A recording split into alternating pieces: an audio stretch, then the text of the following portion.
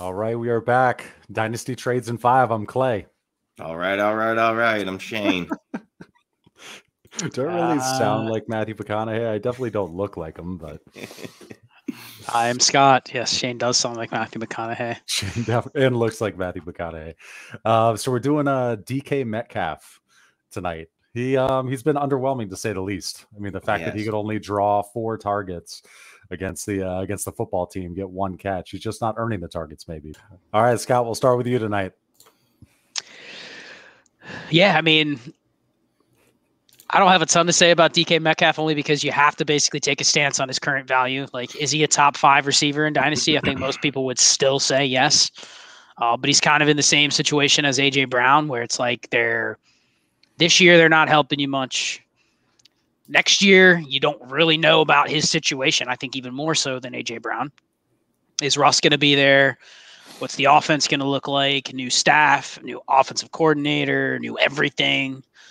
So I guess that's the other worry is what happens if he loses Russell Wilson. I think you probably would still have a low-end wide receiver 1, but there's still some limitations, I think, to DK's game to where he's not just an automatic target hog no matter who the quarterback is. Like, he's going to get 27% market share or better no matter what. I mean, he's at around 25% this year, but the difference between this year and years past is the targets he's getting are just such low value this year. Plus, I mean, I'm sure everyone's seen the stuff about the Seahawks. I mean, they're setting records for the lowest time of possession per game, under 25 minutes. I mean, they've had 2 games where they've run under 45 plays. I mean, it doesn't matter how good you are. It doesn't matter how efficient you are. You're literally not possessing the ball enough to be relevant. That's where it comes into, okay, I don't care about efficiency. I need some volume. You need at least moderate volume, and he's just not getting it. So it's just been a nightmare this year.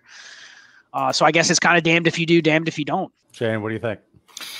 I'm not worried even a little bit. Look, I'm going to steal someone's catchphrase. Katie Flowers, she always says cream rises to the top, right? Fade the situation, don't fade the talent. DK Metcalf is one of the few guys that's a legitimate in the running for wide receiver 1. If you can get him at a discount right now, do it. It's hard to fault DK for any of it when Russ Wilson's the problem. Russ Wilson's always been the problem, but he was less of a problem last year.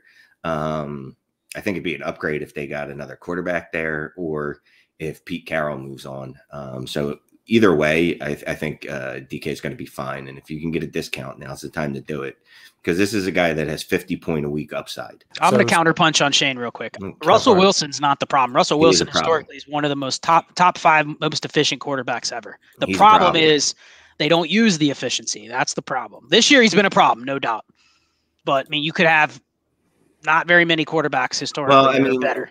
We could say, well, maybe he was efficient because they were only using them in low doses, and maybe Pete's smarter than we give him credit for. I think you can argue moderate doses is where the magic's at. It's not super high volume. It's not throw it 44 times a game. Like, I can understand the efficiency is going to come down, but when you're talking, 28 or less a game and running 45 plays, like it doesn't matter how efficient you are. That's just poor use of, and this wasn't always the case with Seattle, but even in the past, like, they weren't terribly high. If you could get 550, 525 attempts from Wilson in a 16-game season, you would take that. His receivers could get there with that. So yeah. Superflex tight end premium, you taking a DK Metcalf or the 104?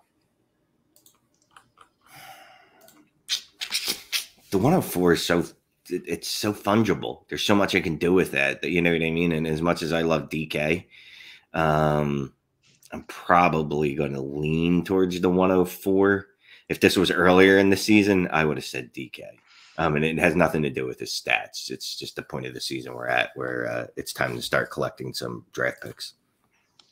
Scott, yeah, I mean, I think here's the thing. Like, would you take DK over Tyreek Hill, Stephon Diggs, or Devontae Adams right now? Straight up, you have to use them the rest of the season. You pick between. You're in first place. Would you trade those guys for DK right now? I'll trade Stephon Diggs for him. Okay, Tyreek and Adams.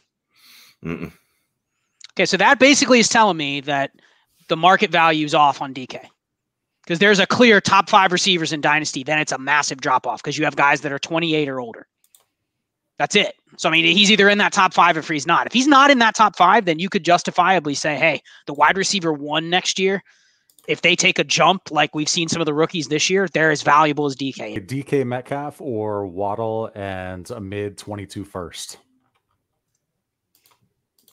Man, have we done a Waddle episode yet? We really should. We got to do that's a process deal that if you're comfortable doing it, you basically you're getting the insurance on if you miss on that wide receiver for wide receiver pivot, you still have the first. Yep. Okay. How about let's see how much you like these 23 firsts. DK and a 22 second or Elijah Moore and a 23 first. DK. I think that's the same as the Waddle deal. It's a 2-for-1. I mean, it's a 2-for-1. It's if you just did those deals religiously. Yeah, if you just did those deals religiously, every time you had a receiver that spiked, you would end up gaining value on most of those deals. You may lose, and you may end up giving up the next, Justin Jefferson or the next Tyreek Hill. Like you could give up one of those guys and you look back and you go, wow, what a terrible deal. But if you just did a 2-for-1 and you're getting two really strong pieces, including a guy that could be, Elijah Moore and Jalen Waddle could be top 24 receivers annually. And but there's a big difference between a top 24 wide receiver and a top 6 wide receiver, right? So if you still think DK Metcalf is a guy that's going to be a top 6 wide receiver, like I do, to drop down to, I'll say Elijah Moore, I have more concerns with than Jalen Waddle, because Jalen Waddle looks like, I think we've talked about this before, he looks like Deontay Johnson in training. I can't get there with Moore. I just can't, not with Moore. Yep. Okay. How about DK Metcalf or Javonte Williams straight up? We know what Javonte's value is going to do. The smart moves take Javonte and then trade him for a boatload in the offseason because he's going to be a top 5 running back for no particular reason. Yeah, that's a fair deal. I think, you can argue that the value side could be Javonte here in a couple months.